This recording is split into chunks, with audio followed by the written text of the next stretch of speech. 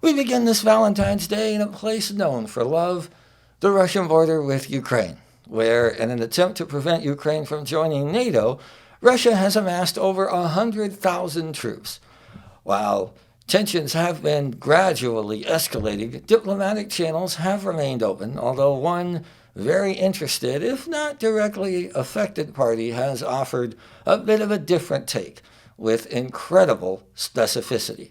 So, U.S. intelligence believes, this is according to Politico, Russia is eyeing Wednesday, February 16th to start military action. Wednesday, hump day. All right, Eastern Europe, get ready. According to the always reliable pre-war U.S. intelligence, your war will commence on Wednesday. To really drill down on the specifics, let's check in with National Security Advisor Jake Sullivan. Well, Jake, we cannot perfectly predict the day, but we have now been saying for some time that we are in the window and an invasion could begin, a major military action could begin by Russia in Ukraine any day now. That includes this coming week before the end of the Olympics. Of course, it could take place after the end of the Olympics, or it is still possible, we believe, that Russia could choose the diplomatic path. But the way they have built up their forces, the way they have maneuvered things in place, makes it a distinct possibility that there will be major military action very soon.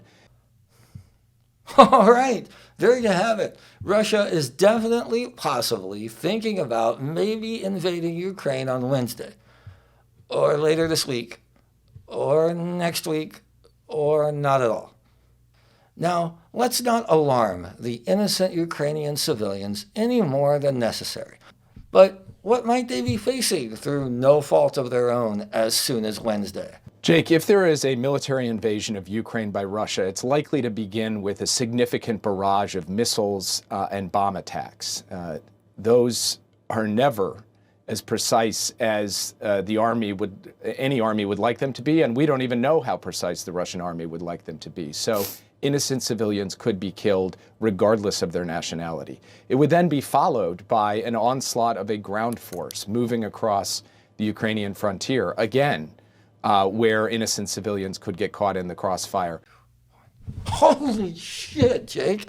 Heads up, Ukrainians. As soon as Wednesday, a tank will roll through your yard and kill your family.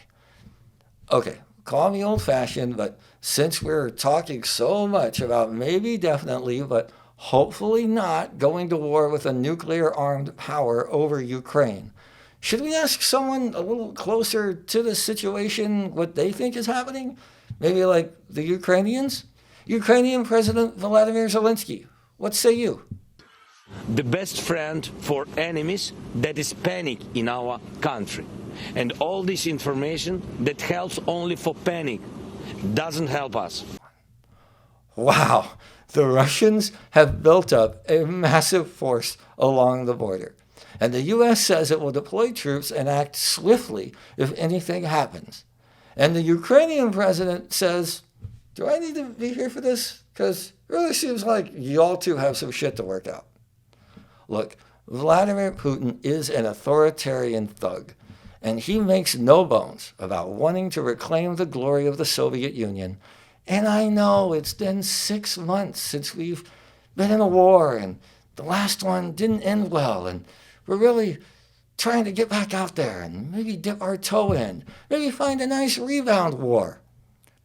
But before we insist on sending American boys and girls to fight and possibly die for the territorial integrity of Ukraine, let's at the very least make sure the Ukrainians themselves and the European continent have had their say first.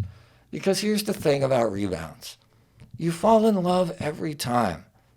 And one day, before you know it, you look up and it's been 20 years and neither of you knows how to quit the other.